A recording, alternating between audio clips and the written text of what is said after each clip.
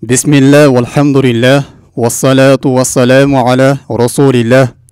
Урматтуу мусулман бир тууганым, Аллах Таалага эң сүйкүмдүү амалдардан пайгамбарыбыз саллаллаху алейхи ва саллам өзүнүн хадисинде бизге төмөндөгүчө баяндайт: Ахаббул амали илаллахи иману биллахи. Аллах Таалага эң жагымдуу амал бул Аллах Тааланын жалгыздыгына иман келтирип, Аллах Тааланын жалгыз Кудай деп ишенип, сыйынып жүрүштүгүң дейт. Башка бир хадистерде пайгамбар саллаллаху алейхи ва саллам айтат: "Мен кана ахиру каламихи ла илаха иллаллах дахалал жанна." Кимдин бул дүйнөдөгү эң акыркы сөзү ла илаха иллаллах, Аллах Тааладан башка сыйынууга Кудай жок деген сөз боло турган болсо, ал адам бейишке кирет дейт. Башка бир хадисте пайгамбар саллаллаху алейхи ва саллам: "Мен лакияллаху ла юшрику биhi шай'ан дахалал жанна." Ким Аллах Таалага эч нерсени шерик кошпостон, Аллахты жалгыз деп иман келтирип, жалгыз өзүнө гана ибадат кылып, жан бере турган болсо, ал пенде бейишке кирет деп пайгамбар саллаллаху алейхи ва саллам айтат. Башка бир хадисте пайгамбар саллаллаху алейхи ва саллам айтат: "Мен жаа я'будуллаха ва ла юшрику биhi шай'ан ва юқимус-салаа ва ютuz-зака ва ясуму рамазан ва яттақул кабаир фа инна лахул жанна." Кимдегим Аллах Таалага эч нерсени шерик кошпостон, намаз окуп, зекетин берип, орозо кармап, чоң күнөөлөрдөн сактанып, Аллах Таалага жолуга турган болсо, ал пенде үчүн кыямат күндө бейиш болот деп пайгамбар саллаллаху алейхи ва саллам мына ушундай Аллах Таалага иман келтирип, шахадат келмесин айтып, жалгыз Аллах Тааланын өзүнө гана ибадат кылып жүргөн пенделердин фазилети мына ушундай бизге баяндап берет. Албетте, урматтуу мусулман бир тууганым, Аллах Таалага иман келтиргендердин, шахадат келмесин айткандар, ла илаха иллаллах Мухаммадур Расулуллах деп айткандардын даражасы ар түрдүү болот. Кыямат күнүндө бул келмени айткандардын кээ бирлери эсеп кысапсыз, эч кандай азапсыз бейишке киришет. Кээ бирлери жасаган күнөөлөрү себептүү тозоктон өз азабын тартып, андан кийин бейишке түшөт. Анткени бул келимени айтып коюу менен инсан түгөлүк тозокто калууга ага арам болот. Бул келменин өзүнүн парыздары бар. Бул келменин өзүнүн важиптери бар. Бул келменин өзүнүн акылары бар. Кимдеги ушул келменин парыздарын, важиптерин, акыларын толук аткарган болсо, анда бул пенделер кыямат күндө эсеп кысапсыз, эч кандай азапсыз бейишке кирүүгө татыктуу болушат. Ал эми кимдеги бул келменин фарыздарын өтөбөй турган болсо, анын акыларын толук бербей турган болсо, анда булар ошол жасаган күнөөлөрү себептүү тозокко кирип, ошол тозоктон азабын тартып, андан кийин бейишке кирүүгө акылуу болушат. Пайгамбар саллаллаху алейхи ва саллам хадис келет. Пайгамбар саллаллаху алейхи ва саллам айтылат: "Хазиги умматук" деп кыямат күндө. Бул сенин үммөтүң. Алардын ичинен ва ма'ахум 70,000 ядхулунал жанна бигайри хисабин ва ла азабин. Алардын ичинен 70,000 адам бейишке эсеп кысапсыз жана азапсыз киришет дейт. Ошондо сахабалар: "Я Расулаллах, алар кимдер, бизге сыпаттап бериңизчи" дегенде, пайгамбар саллаллаху алейхи ва саллам: "Хумул лазин ла ястаркун." Аларды биринчи сыпаты, алар өздөрүнө дем салдырышпайт дейт. Эгерде ооруп кала турган болсо, бирөөлөрдөн суранып, өздөрүнө дем салдырышпайт. Вала ятатайярун, жана эч кандай ырым-жырымга ишенишпейт.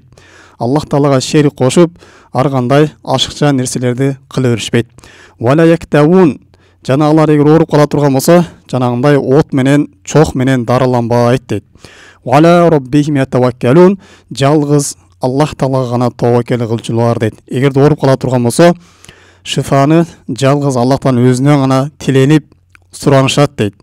Эч кандай баягындай бирөөдөн дем салып кой деп суранып, же болбосо ачкандай ырым-жырым кылып, же болбосо бана чок менен өздөрүн күйгүзүп, мына ушундай дарыланбайт. Жалгыз Аллах Таалага тобокел кылып гана дарылана турган болсо, шифасын жалгыз Аллахтан өзүнө гана тиленишкен пенделер мына ушулар деп пайгамбар саллаллаху алейхи ва саллам айтат. Демек, бул жерде биз билүүчү нерсе, алар бул келменин фарыздарын өтөгөндөр.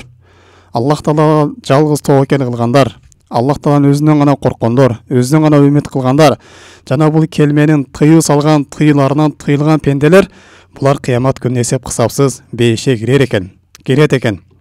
Ал эми пайгамбар саллаллаху алейхи хадисте пайгамбар саллаллаху алейхи кыямат күнүндө ла илаха иллаллах келимесин айтып, бирок бул келменин акыларын өтөгөндөр, анын парыздарын орундатпагандар, анын тыйган арамдарынан тыйылбаган пенделерге шафаатчы болоору тууралуу пайгамбар саллаллаху алейхи бизге төмөндөгүчө баяндап берет. Кыямат күнүндө Сирот көпүрөсү дозоктун үстүнө коюлат дейт. Албетте инсандын бейишке жетип алуу үчүн дозоктун үстүнө кылдан ичке, кылычтан курч болгон көпүрө коюлат. Мына ошол көпүрөдөн өткөндөн кийин гана инсандар бейишке кире алат дейт. Мына ошол көпүрөнүн жанында кыямат күнүндө бир гана пайгамбарлар гана сүйлөй алат дейт. Андан башка эч ким сүйлөбөйт. Ар бир пайгамбар мына ошол жерге барып өз үммөтүнө дуа кылып турат. Аллахумма саллим, Аллахумма саллим. Аллахым менин үммөтүмдү өткөргүнүң, Аллахым менин үммөтүмдү өткөргүнүң деп ушундай дуа кылып турушат дейт.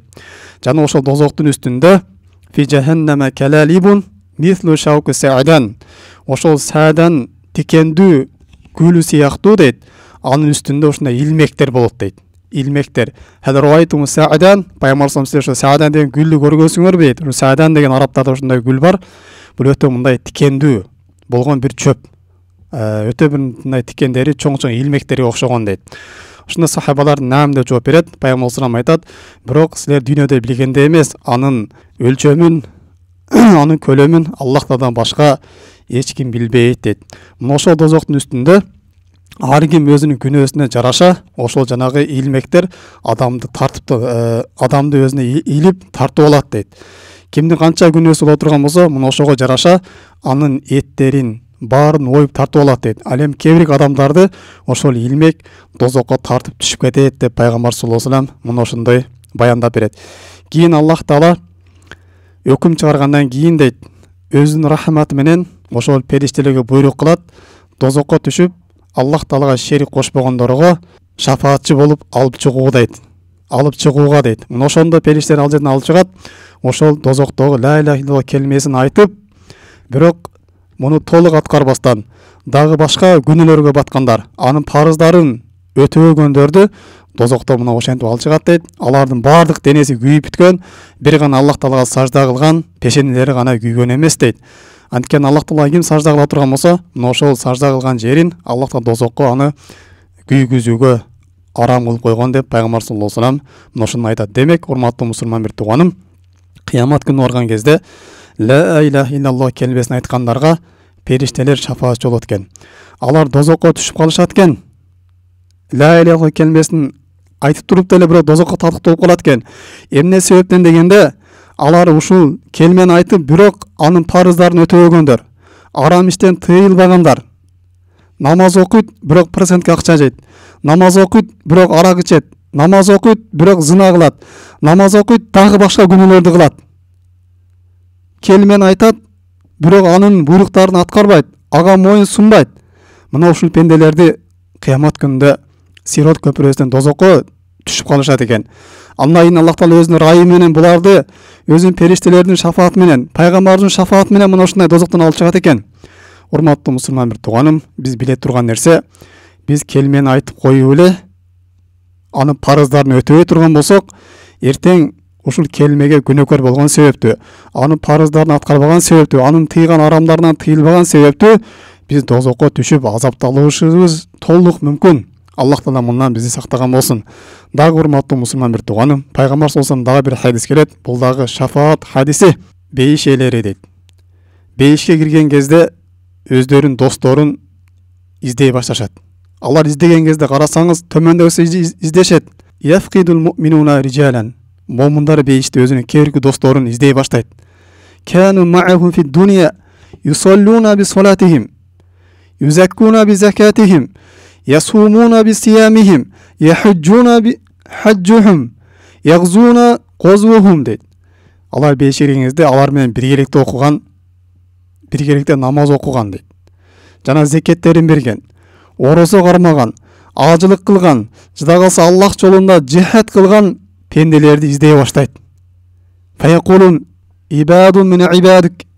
Сенин ушундай пенделериң бар эле го, ана алар. Биз тиги дүйнөдө алар менен чогуу намаз окуйт элек, чогуу зекет берет элек. чогуу ораза кармайт элек, чогуу жихад кылат элек, чогуу хажы кылган элек. Ошол пенделерин гана я Алла деп ошол момундар өздөрүнүн досторун издей баштайт дейт. Бул жерде карасаңыз, намаз окуган, зекет берген, ораза кармаган, бирок ошол менен биргеликте эле дозокко татыктуу болуп калган. Эмне себептен? Аны ошол башка күнөөлөр себептүү. Намаз окуп, зекет берип, ораза кармап туруп деле башка күнөөдөн тыйылбаган, зына кылган, процентке акча жеген, же болбосо дагы башка арак ичкен, дагы башка нерсе күнөөлөрдү кылып койгон. Мына ошол күнөөлөр себептүү жанагы пенде дозокко түшүп калган дейт. Урматтуу мусулман бир тууганым, мына ошондуктан биз бул келмени толук аткарууга аракет кылышыбыз керек.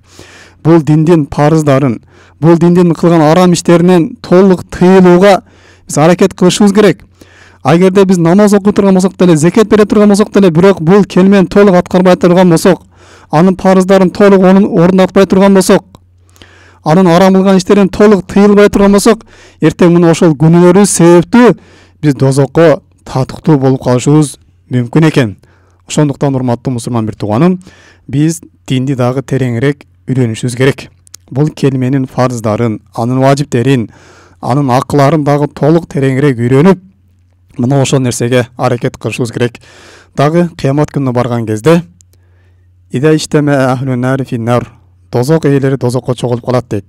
Мына ошол жерде мусулмандар кафырлар менен биргеликте дозокто болуп калат дейт. Ошондо кафырлар айтат: "Алам такунун муслимин", силер тиги дүйнөдө мусулман эмес белеңер? Шахада келмесин айтат элеңер го деп, ла илаха иллаллах деп айтат элеңер. Силерге бүгүн мусулмандыгыңар пайда бербептир го деп ошентип кафырлар не дейт? Мусулмандарды ушинтип жемилей баштаган кезде Аллах Таала ушул сөздү угуп, жанагы дозоктогу адамдарды алып чыгат дейт. Ал эми дозоктогу адамдардын берген жообу не дейт? Колу бәле, биз мусулман болчук. Канат лана зунуб ухизна бии. Бирок биздин кээ жасаган күнөөлөрүбүз бар эле. Мына ошол күнөөлөрүбүз себептүү бүгүн дозокто азап тартып атабыз деп ушинтип жооп беришет дейт. Аллах Таала мына ошол сөздү угуп туруп, мусулмандар дозоктон куткарып чыгып кетет, ал эми кафырлар түгөлдүү дозокто калып кетет дейт. Мына ушул абалды көргөн кезде, мусулмандар дозоктон кутулуп чыгып кеткен кезин кафырлар көргөн кезде төмөндө сөз айтышат дейт. Я лайта кунна муслимина ва нахруджу кама харажу. Тиги дүйнөдө биз мусулман болгонубузда эле дейт. Теги мусулмандар дозоктон кутулуп чыгып кеткенде эле биз дагы бүгүн чыгып кетмекпиз деп кыямат күнүндө кафырлар ушул мусулман болушту эңсеп калат дейт. Аллах Таала Кур'ан Каримде бул нерсени белгилеп, "Руббама яваддул лазина кафару лау кан муслимин". Кафырлар кана эле биз мусулман болсок деп ушундай мусулманчылыкты, ла илаха иллаллах келмесин ушундай эңсеп калышат деп Аллах Таала Кур'ан Каримде кафырлар тууралуу мына ушундай бизге кабар берет экен. Демек, урматтуу мусулман бир тууганым, биз биле турган нерсе, пенде мусулман болуп туруп деле дозокко түшүп калат экен. Эгерде бул келменин толук акыларын өтөбөй турган болсо, анын парыздарын аткарбай турган болсо, анын арам кылган иштеринен тыйылбай турган болсо, дозокко татыктуу болуп калат экен. Баарыбыз ушул келмени айтып, жана келменин толук анын акыларын өтөп, анын парыздарын аткарууга Аллах Таала бизге жардам берген болсун. Субханакаллахумма бихамдик, ашхаду ан ла илаха илля анта, астагфирука ва атубу илейк. Ассаламу алейкум ва рахматуллахи ва баракатуху.